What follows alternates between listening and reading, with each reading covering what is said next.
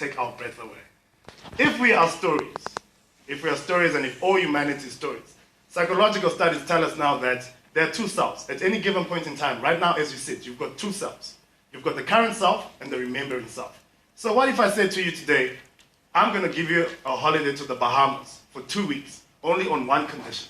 You won't be able to remember it. The current self says, yes, let's go for it, because the current self is about gratification. When you're thirsty, you go for that drink you like. It's all about gratification. It's about this moment. But the person, the remembering one, the long-term memory, looks at the summation of your life. The thing, when you think about happiness, you look at the way you have lived your life, not the current self. So now, let's go back to social media. If we are stories, and all people are stories, what moments are we giving them as brands? Brands are still talking, but they're not sharing, they're not giving in the moments. People need to remember moments. The absence of a moment is equal to nothing. It goes away. So whatever you're doing online, if you're not contributing to a moment that a person can remember, that they can look at your brand and say, wow, when I had that McDonald's, it was on my first date.